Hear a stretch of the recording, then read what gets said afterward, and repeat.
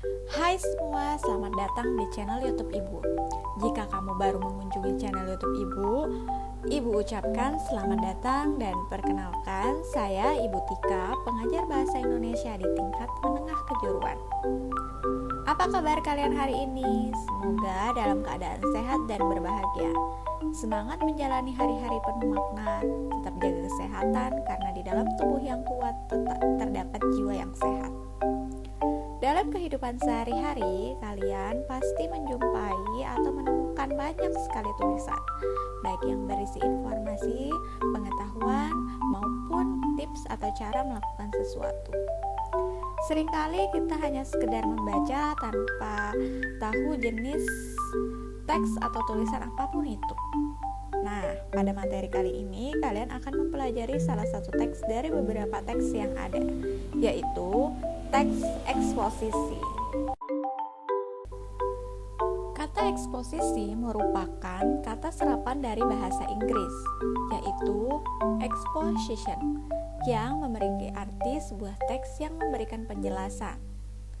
Menurut Kamus Besar Bahasa Indonesia atau KBBI, kata eksposisi memiliki arti uraian yang memiliki maksud dan tujuan. Dalam hal ini, teks eksposisi merupakan teks yang isinya mengandung informasi dan pengetahuan yang diuraikan secara singkat, padat, dan jelas. Teks eksposisi biasa digunakan seseorang untuk menyajikan suatu gagasan. Gagasan tersebut dikaji oleh penulis berdasarkan sudut pandang tertentu. Untuk menguatkan gagasan yang disampaikan penulis harus menyertakan alasan yang logis. Ciri-ciri teks eksposisi: yang pertama, menjelaskan tentang informasi dan pengetahuan. Yang kedua, mengandung gaya informasi yang bersifat mengajak. Ketiga, biasanya menjawab pertanyaan tentang apa, siapa, kapan, di mana, mengapa, dan bagaimana. Keempat, berusaha menjelaskan suatu hal.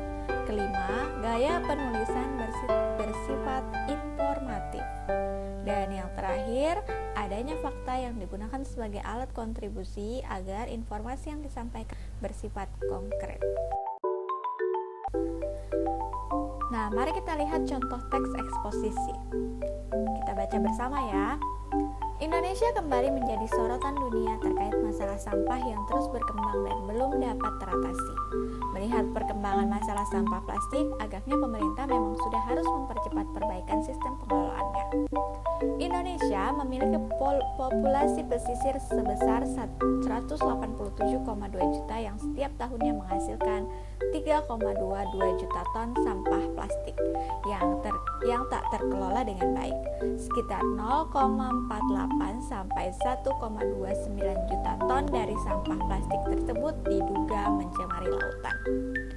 Data tersebut juga menunjukkan bahwa negara Indonesia merupakan negara dengan jumlah pencemaran sampah plastik laut terbesar kedua di dunia. Cina memimpin dengan tingkat pencemaran sampah plastik ke laut sekitar 1,23 sampai 3,53 juta ton per tahun. Dampak untuk Indonesia, tentu saja polusi akan makin meningkat. Kualitas lingkungan hidup sudah tentu akan terancam. Sudah bukan rahasia lagi Indonesia adalah satu di antara pusat dari ekosistem laut dunia. Perairan Indonesia merupakan rumah dari 76% spesies karang, hutan bakau, dan padang lamun. Berbagai spesies perikanan tentu akan terganggu dengan adanya sampah plastik. Selain dampak lingkungan, sampah plastik juga beresiko menekan kegiatan perekonomian Indonesia. Sebab berdasarkan buku saku Kementerian Pariwisata, sektor pariwisata Republik Indonesia menyumbang 9% terhadap produk domestik bruto atau PDB tahun 2014. Adanya polusi perairan tentu saja akan berdampak pada penurunan kinerja pariwisata Republik Indonesia. Apalagi dunia internasional menilai daya tarik utama pariwisata Indonesia adalah di wilayah pesisir. Hal itu dibuktikan dari jumlah wisatawan asing yang mendarat di Bali mencapai 2,29 juta sepanjang Januari sampai Mei 2019, atau 62% dari total wisatawan yang datang melalui pintu udara.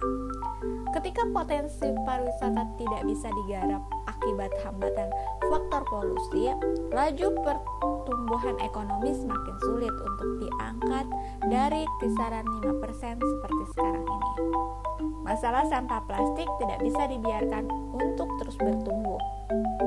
Pemerintah diharapkan untuk lebih tegas dan membuat kebijakan untuk mengatasi masalah sampah plastik yang tersebut berkembang di Indonesia. Selain itu, diperlukan adanya kerja cerdas dan kerja keras yang tersinergi antara pemerintah dalam mengatasi masalah sampah ini. Dalam teks eksposisi, kalian akan menemukan yang namanya fakta dan opini. Fakta adalah pernyataan yang menampilkan situasi yang memang telah terbukti dan terverifikasi dari sebuah masalah atau kejadian. Ciri-cirinya adalah memiliki data akurat dan bersifat objektif. Telah diakui kebenarannya oleh banyak pihak, khususnya oleh badan atau lembaga resmi. Sedangkan opini adalah suatu sikap atau pendapat seseorang mengenai sebuah persoalan ataupun keadaan pernah maupun sedang terjadi. Ciri-cirinya adalah mengandung pendapat pribadi ataupun orang lain, bersifat subjektif yang artinya hal-hal yang dikemukakan hanya menurut salah satu pihak, sehingga tidak bisa dikatakan netral dan memiliki kata-kata yang bersifat relatif yang selalu menggunakan kata paling, lebih, agak, ataupun biasanya. Nah, berikut contoh dari fakta dan opini. Ibu ambil 2 paragraf dari contoh yang kita baca tadi. Nah, mari kita perhatikan baik-baik dari 2 paragraf berikut. Indonesia kembali menjadi sorotan dunia terkait masalah sampah yang terus berkembang dan belum dapat teratasi. Melihat perkembangan masalah sampah plastik, agaknya pemerintah memang sudah harus mempercepat perbaikan sistem pengelolaannya. Indonesia memiliki populasi pesisir sebesar 187,2 juta setiap tahunnya, menghasilkan 3,22 juta ton sampah plastik yang tak terkelola dengan baik, sekitar 0,48 sampai 1,29 juta ton dari sampah plastik tersebut diduga mencemari lautan. Data tersebut juga menunjukkan bahwa negara Indonesia merupakan negara dengan jumlah pencemaran sampah plastik laut terbesar kedua di dunia. China memimpin dengan tingkat pencemaran plastik ke laut sekitar 1,23 sampai 3,53 juta ton per tahun. Ingat bahwa fakta itu adalah data-data yang dituliskan, nyata, bukan bersifat subjektif, dia bersifat objektif. Datanya bisa dibuktikan secara akurat ya. Nah, dari sini kita sudah lihat bahwa fakta yang ada di 2 paragraf tersebut ada di kalimat ketiga. Nah, Indonesia memiliki populasi pesisir sebesar 187,2 juta yang setiap tahunnya menghasilkan 3,22 juta ton sampah plastik yang tak terkelola dengan baik. Nah, di sini sudah ada data bahwa Indonesia memiliki populasi pesisir sebesar dan setiap tahunnya menghasilkan 3,22 juta ton sampah plastik. Nah, ini nyata ya kalau ini adalah sebuah data yang tertuliskan dan akurat. Nah, selain itu ada juga di paragraf kedua. Paragraf kedua di kalimat kedua, Cina memimpin dengan tingkat pencemaran sampah plastik laut sekitar 1,23 sampai 3,53 juta ton per tahun. Nah, kemudian bagaimana dengan opini? Opini itu adalah hanya pendapat seseorang atau pendapat orang lain, atau hanya bersifat subjektif. Dia tidak bisa dibuktikan. Nah, ciri-cirinya selalu menggunakan kata paling, agak, dan sebagainya. Nah, di sini sudah kita dapatkan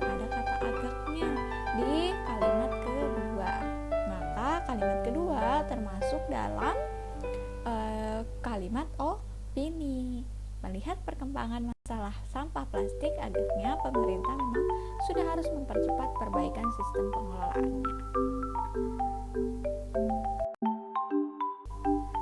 Selain fakta dan opini, dalam eksposisi juga ada yang namanya permasalahan dan argumentasi.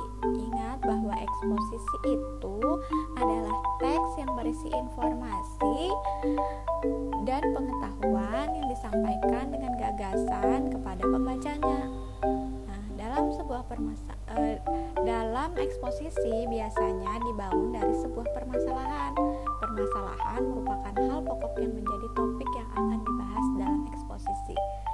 Jika ada permasalahan, maka bisalah ditulis dalam bentuk teks eksposisi. Kemudian selain permasalahan ada juga argumentasi. Argumentasi merupakan bukti atau alasan yang dipergunakan dalam memperkuat pendapat.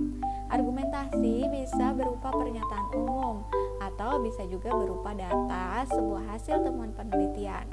Argumentasi menjelaskan secara lebih mendalam pernyataan pendapat yang diyakini kebenarannya oleh penulis melalui pengungkapan fakta-fakta sebagai penjelasan argumen. Nah, mari kita perhatikan contoh berikut. Masih di contoh paragraf 1 dan 2 yang Ibu ambil untuk contoh permasalahan dan argumentasi. Sudah kita baca tadi berkali-kali, otomatis kita tinggal mencari permasalahannya saja. Sudah kelihatan ya kalau permasalahannya ada di paragraf pertama, kalimat pertama. Indonesia kembali menjadi sorotan dunia terkait masalah sampah yang terus berkembang dan belum teratasi. Berarti permasalahannya adalah tentang sampah di Indonesia yang belum teratasi. Nah, argumentasinya apa saja, Bu? Argumentasinya ada di kalimat ketiga di paragraf pertama. Indonesia memiliki populasi pesisir sebesar 182, juta yang setiap tahunnya menghasilkan 3,22 juta ton sampah plastik yang tak terkelola dengan baik. Sekitar 0,48 sampai 1,29 juta ton dari sampah plastik tersebut diduga mencemari lautan. Ada kata diduga. Diduga berarti sebuah pendapat yang tugasnya meyakinkan si pembaca untuk memahami bacaan ini atau teks ini. Nah, inilah contoh dari permasalahan dan argumentasi. Ingat bahwa teks eksposisi adalah sebuah teks yang isinya mengandung informasi dan pengetahuan yang dimuat secara singkat, padat, dan jelas. Jadi dalam sebuah teks eksposisi pasti ada yang namanya pengetahuan yang merupakan informasi ilmiah yang menandai apakah teks itu eksposisi atau bukan. Nah, pengetahuan dalam teks eksposisi juga menjadi ciri khusus bahwa seluruh informasi di dalamnya berupa pernyataan objektif. Selain itu, dengan pengetahuan teks eksposisi dapat dimaknai. Teks eksposisi diikuti dengan rekomendasi untuk memecahkan permasalahan yang dibahas.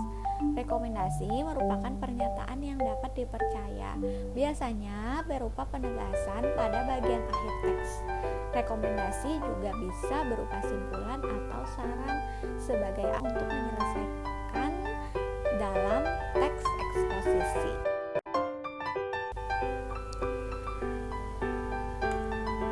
Untuk contoh pengetahuan dan rekomendasi, Ibu akan mengambil dari paragraf ketiga dan sampai terakhir karena akan menjelaskan pengetahuan dan rekomendasi. Ingat bahwa pengetahuan itu adalah informasi yang menandai apakah teks itu eksposisi atau bukan. Pengetahuan dalam teks eksposisi menjadi ciri khusus bahwa seluruh informasi berupa pernyataan objektif. Selain itu, dengan pengetahuan eksposisi dapat dimaknai. Dari paragraf ketiga sampai terakhir, kita bisa mendapatkan pengetahuan bahwa Indonesia adalah salah satu di antara pusat dari ekosistem laut dunia. Perairan Indonesia merupakan rumah dari 76% spesies karang, hutan bakau, dan padang lamun. Berdasarkan buku saku pariwisata. Sektor pariwisata Republik Indonesia menyumbang 9% terhadap produk domestik bruto pada tahun 2014, dan jumlah wisatawan asing yang mendarat di Bali mencapai 2,29 juta sepanjang Januari sampai Mei 2019, atau 62% dari total wisatawan yang datang melalui pintu udara. Nah, dari sini kita dapat pengetahuan baru kan? Nah, kemudian bagaimana dengan rekomendasinya? Ingat bahwa rekomendasi itu merupakan pernyataan yang dapat dipercaya, biasanya berupa penegasan pada bagian akhir teks. Nah, rekomendasi juga bisa berisi simpulan atau saran sebagai akhir untuk menyelesaikan dalam teks eksposisi. Berarti rekomendasi selalu berada di paragraf terakhir. Apa rekomendasinya? Berupa saran. Sarannya apa? Pemerintah diharapkan untuk lebih tegas dalam membuat kebijakan untuk mengatasi masalah sampah plastik. Selain itu, diperlukan adanya kerja cerdas dan kerja keras yang tersinergi antara pemerintah dan dalam mengatasi masalah sampah ini. Berikut struktur teks eksposisi. Ingat, struktur setiap teks tidak bisa terbolak-balik. Ia adalah bagian-bagian yang berurutan secara rapi dari 1, 2, dan seterusnya. Untuk struktur teks eksposisi itu ada 3. Yang pertama, pernyataan pendapat. Bagian ini juga biasa disebut sebagai bagian pembuka. Pernyataan pendapat adalah suatu pernyataan yang berisikan gagasan, ide, opini, pikiran, anggapan, ataupun argumentasi yang dikemukakan seseorang terhadap suatu peristiwa, keadaan, kebenaran tanpa dipengaruhi oleh orang lain. Kemudian yang kedua ada argumentasi, merupakan unsur penjelas untuk mendukung tesis yang disampaikan, berisikan alasan yang dapat mendukung pendapat yang disampaikan penulis atau pembicara dalam memperkuat ataupun menolak suatu gagasan. Dan yang terakhir adalah penegasan ulang pendapat, merupakan bagian yang berisi penegasan ulang pendapat sang penulis, yaitu bagian yang bertujuan untuk menegaskan pendapat awal serta menambahkan rekomendasi atau saran. Contoh dari struktur teks eksposisi. Ingat bahwa struktur eksposisi tidak boleh terbolak-balik. Nah, untuk pernyataan pendapat itu biasanya berada di paragraf 1 atau paragraf 1 dan 2. Seterusnya baru mengikuti struktur-struktur yang lain. Untuk pernyataan pendapat, ini Ibu ambil dari contoh yang kita baca bersama ya. Untuk pernyataan pendapat sudah jelas bahwa pernyataan pendapat itu adalah gagasan atau ide si penulis. Nah, gagasan atau idenya untuk menuliskan teks eksposisi ini adalah tentang Indonesia kembali menjadi sorotan dunia terkait masalah sampah yang terus berkembang dan belum dapat teratasi. Kemudian argumentasi yang disampaikannya apa saja? Ingat, argumentasi itu penjelas untuk mendukung si pernyataan pendapat. Nah, apa saja yang bisa menguatkan bahwa Indonesia itu menjadi sorotan dunia terkait masalah sampah? Nah, pertama, data menunjukkan bahwa negara Indonesia merupakan negara dengan jumlah pencemaran sampah plastik laut terbesar kedua di dunia. Kemudian dampak untuk Indonesia akan polusi akan semakin meningkat, kualitas lingkungan hidup akan terancam. Kemudian dampak lingkungan akan beresiko menekan kegiatan perekonomian Indonesia. Nah, itulah argumen-argumen yang dia sampaikan. Kemudian bagaimana dengan penegasan ulang pendapat? Penegasan ulang pendapat tadi berisi rekomendasi atau saran yang disampaikan si penulis. Tadi sudah Ibu jelaskan rekomendasi itu apa. Nah, dan contohnya seperti apa? Berarti itu termasuk dalam penegasan ulang pendapat. Saran yang disampaikan penulis adalah untuk ide tadi, untuk gagasan tadi, untuk tentang masalah sampah adalah Pemerintah diharapkan untuk lebih tegas dalam membuat kebijakan untuk mengatasi masalah sampah plastik, dan adanya kerja cerdas dan kerja keras yang tersinergi antara pemerintah dalam mengatasi masalah sampah.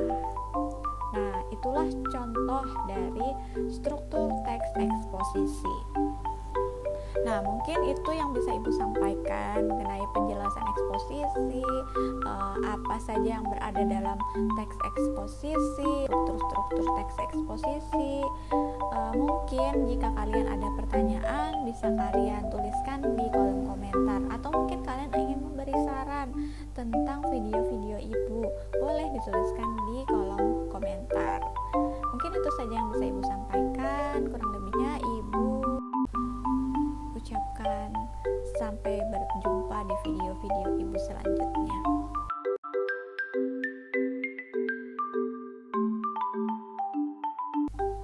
Terima kasih sudah menonton video ini. Jangan lupa untuk tonton video-video yang lain. Jangan lupa subscribe dan komen. Terima kasih.